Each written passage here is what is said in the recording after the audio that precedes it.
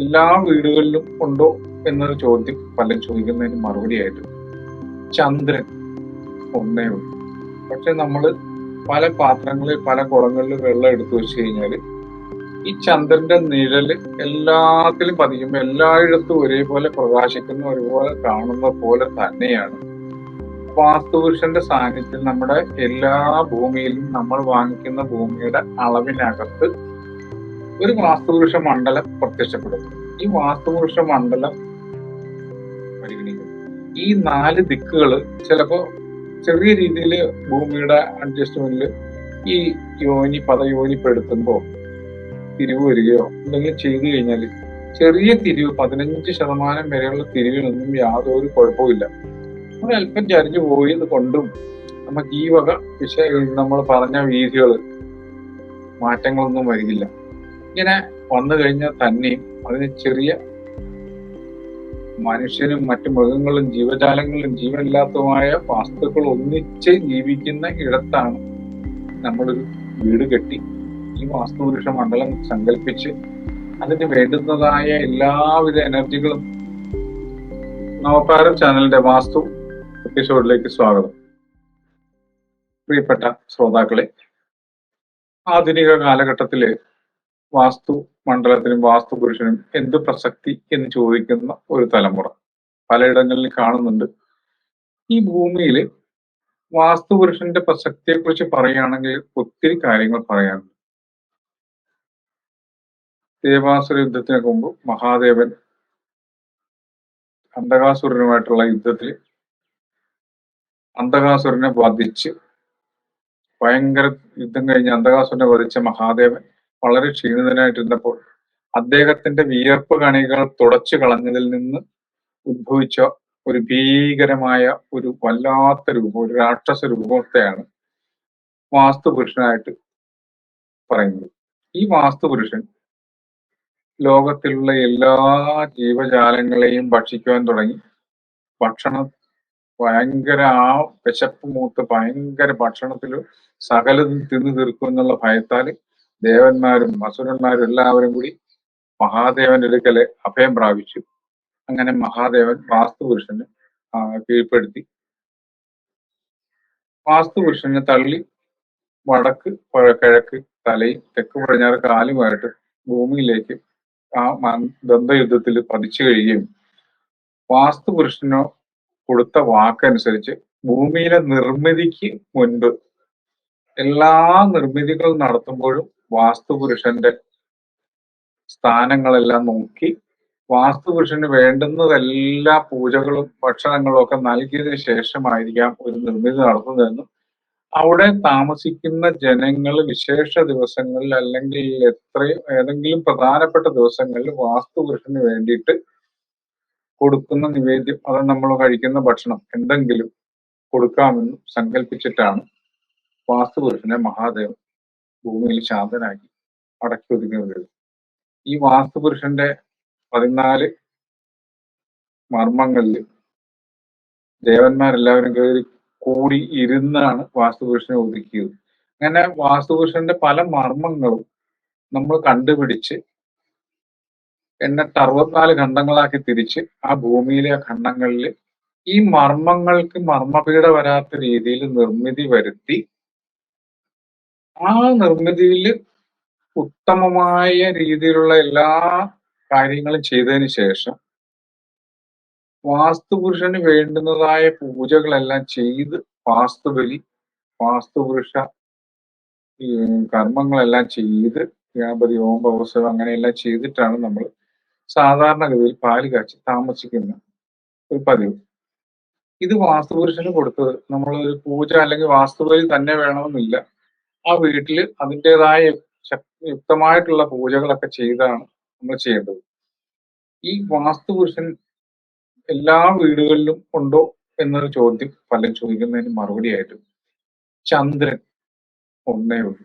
പക്ഷെ നമ്മൾ പല പാത്രങ്ങളിൽ പല കുടങ്ങളിൽ വെള്ളം എടുത്തു വെച്ച് കഴിഞ്ഞാൽ ഈ ചന്ദ്രന്റെ നിഴല് എല്ലാത്തിലും പതിക്കുമ്പോൾ എല്ലായിടത്തും ഒരേപോലെ പ്രകാശിക്കുന്ന ഒരുപോലെ കാണുന്ന പോലെ തന്നെയാണ് വാസ്തുപുരുഷന്റെ സാന്നിധ്യം നമ്മുടെ എല്ലാ ഭൂമിയിലും നമ്മൾ വാങ്ങിക്കുന്ന ഭൂമിയുടെ അളവിനകത്ത് ഒരു വാസ്തുപുരുഷ മണ്ഡലം പ്രത്യക്ഷപ്പെടുന്നു. ഈ വാസ്തുപുരുഷ മണ്ഡലം സങ്കല്പിച്ചിട്ടാണ് നമ്മൾ നിർമ്മിതി ചെയ്യുന്നത്. ആ നിർമ്മിതിക്ക് ചില കണക്കുകളുണ്ട്.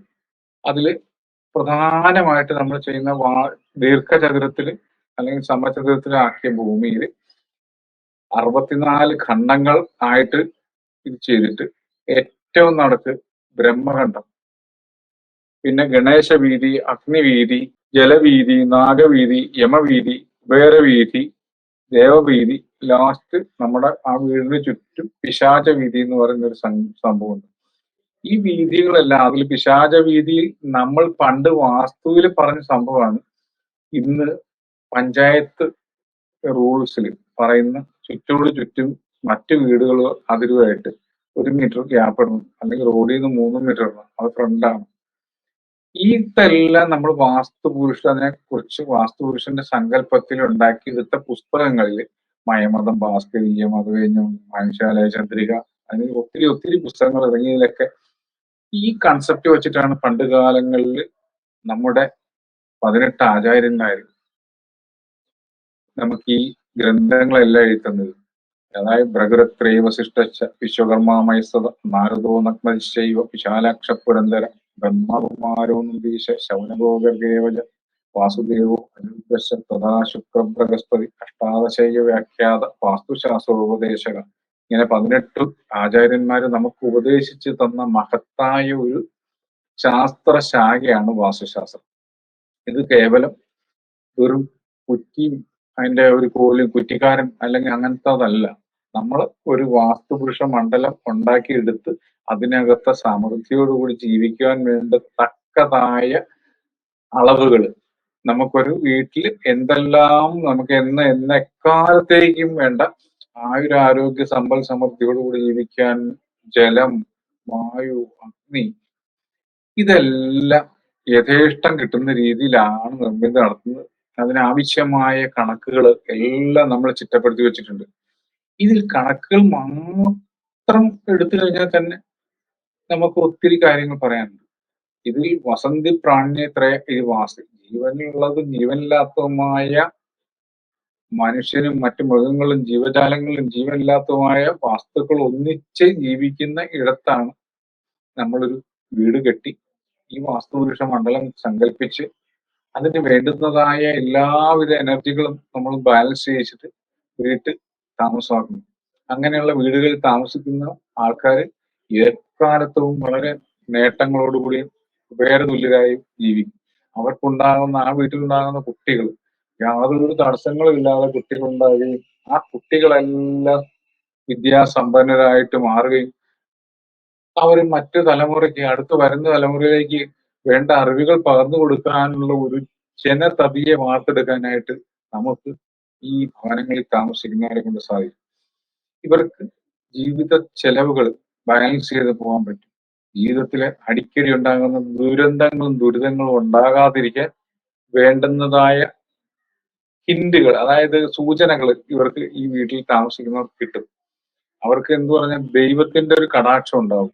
അപ്പൊ നമ്മൾ പലരും പല വീടുകളും കണ്ടിട്ട് പറഞ്ഞു അവിടെ താമസിക്കുന്നവൻ നോക്കണം, അവന് കുഴപ്പമില്ല. എനിക്ക് നമ്മള് വീടുകളെല്ലാം ഇതുപോലെ കണക്കിലുണ്ടാക്കി മേടിച്ച് നിർമ്മിച്ചോ വെച്ചുകൊണ്ടിരിക്കുമ്പോൾ നമുക്ക് തോന്നും കാശൊക്കെ ആയിക്കഴിയുമ്പോൾ ഒരു അടുത്തൊരു 2 മുറി അല്ലെങ്കിൽ എന്തെങ്കിലും ഉപനിർമ്മിതി ചെയ്യാം എന്ന് നോക്കുമ്പോൾ ആരെങ്കിലും എഞ്ചിനീയർമാരുമായിട്ട് സംസാരിച്ച് അതിന്റെ പ്ലാൻ എടുത്ത് വരച്ച് നമ്മൾ കൊടുത്ത് നമുക്ക് സൗകര്യപ്രദമായ രീതിയിൽ ഒരു മുറി 2 മുറി ഉണ്ടാക്കി അല്ലെങ്കിൽ 2 കക്കൂസും കുളിമുറിയൊക്കെ കൂട്ടി പണിത് കഴിയുമ്പോൾ അവിടെ എന്തെങ്കിലുമൊക്കെ ദുരനുഭവങ്ങൾ ഉണ്ടായവരുടെ അവരുടനെ ഇതുപോലുള്ള ചില ആൾക്കാരെയൊക്കെ വിളിക്കും. ഞങ്ങളെപ്പോലുള്ള വാസ്തു ആചാര്യന്മാരെ വിളിച്ചിട്ട് വേണ്ട ഇതൊക്കെ ചോദിക്കും. പക്ഷേ നമ്മൾ ആദ്യമേ തന്നെ ഇതിൽ കണക്കിൽപ്പെടുത്തി വാസ്തുപുരുഷന്റെ മർമ്മ പിഴകൾ ഉണ്ടാകാത്ത രീതിയിൽ നല്ല രീതിയിൽ കുളം, കിണർ അല്ലെങ്കിൽ ജലസ്രോതസ്സുകൾ, അഗ്നി, വായു കിട്ടത്തക്ക സൗകര്യങ്ങൾ, വേസ്റ്റ് എങ്ങനെ നിർമ്മാർജ്ജനം ചെയ്യണം, ഇതിനെല്ലാം മാർഗം എല്ലാ സ്ഥാനങ്ങളുണ്ട്. ഇതെല്ലാം വേണ്ട രീതിയിൽ ഉപയോഗിച്ചു കഴിഞ്ഞാൽ നിങ്ങൾക്ക് എക്കാലത്തെയും സമ്പൽ സമൃദ്ധി ഉണ്ടായിക്കൊണ്ടിരിക്കും. ജ്യോതിഷന്മാരെ കണ്ടു കഴിഞ്ഞാൽ അവര് ഇങ്ങനെയുള്ള വീട്ടിൽ താമസിക്കുന്നവരോട് പറയും നിങ്ങൾക്ക് ഉടനെ നല്ലത് അത് വരും. ഇത് ആ വീടിന്റെ സയൻസാണ്. ശാസ്ത്രപരമായ അഭിവൃദ്ധിയാണ്. ആ വീട്ടിൽ ഇങ്ങനെയുള്ള വീടുകൾ നിർമ്മിച്ചു കൊടുക്കാനാണ് സാധാരണ വാസ്തുപുരുഷ ആചാര്യന്മാര്, കൺസൾട്ടന്റുമാര് നമ്മൾ പോകുന്നത്. എന്തെങ്കിലും തരത്തിലുള്ള നിർമ്മിതിയിൽ ചെറിയ ചെറിയ പിഴകൾ ഉണ്ടെങ്കിൽ പോലും നമുക്കതെല്ലാം ചെറിയ രീതിയിൽ പരിഹരിച്ചുകൊണ്ട് പോകാം. കാരണം 4 ദിക്കുകളും 4 വിദിക്കുകളുമാണ് പരിഗണിക്കുന്നത്. ഈ 4 ദിക്കുകള് ചിലപ്പോ ചെറിയ രീതിയിൽ ഭൂമിയുടെ അഡ്ജസ്റ്റ്മെന്റിൽ ഈ പദയോനിപ്പെടുത്തുമ്പോ തിരിവ് വരികയോ എന്തെങ്കിലും ചെയ്തു കഴിഞ്ഞാൽ ചെറിയ തിരിവ് 15% വരെയുള്ള തിരിവിനൊന്നും യാതൊരു കുഴപ്പമില്ല. അതുകൊണ്ട് യാതൊരു പേടിയും പേടിക്കണ്ട. നമ്മളൊരാൾ വന്ന് അയ്യോ തിരിഞ്ഞു പോയി എന്ന് പറഞ്ഞു കഴിഞ്ഞ് 5, 10, 15 വരെയൊന്നും നമുക്ക് 50% തിരിവ് വരാൻ നമ്മൾ സാധാരണ ഇതിൽ സമ്മതിക്കാതെ നമ്മൾ വീട് വയ്ക്കുമ്പോൾ നമ്മൾ ശ്രദ്ധിക്കും. തെക്ക് കിഴക്ക് വടക്ക് പടിഞ്ഞാറ് നോക്കി തന്നെയാണ് മിക്കവാറും വീടുകൾ വയ്ക്കുന്നത്. ഒരല്പം ചരിഞ്ഞു പോയത് കൊണ്ടും നമുക്ക് ഈ വക നമ്മൾ പറഞ്ഞ വീതികൾ മാറ്റങ്ങളൊന്നും വരില്ല. ഇങ്ങനെ വന്നു കഴിഞ്ഞാൽ തന്നെയും അതിന് ചെറിയ ചരിവ് അതിന്റെ ഭൂമിയുടെ ഇതിൽ നോക്കിയിട്ട് നമുക്ക് ആ ഭിത്തിപ്പുറത്ത് ചെയ്യാം. ഇതിൽ നിർമ്മാണത്തിൽ തന്നെ നമുക്ക് യാതൊരുവിധ ബുദ്ധിമുട്ടും ഉണ്ടാകാത്ത രീതിയിൽ ചെയ്തു കഴിഞ്ഞാൽ പിന്നെ നമുക്ക് സുഖമായിട്ട് അവിടെ താമസിക്കാം. നമ്മുടെ രാവും പകലും നമുക്ക് അനുഭവിച്ചറിയാൻ പറ്റും. സുഖങ്ങളും ദുഃഖങ്ങളും നമുക്ക് വരുന്നത് അനുഭവിച്ചറിയാൻ പറ്റും.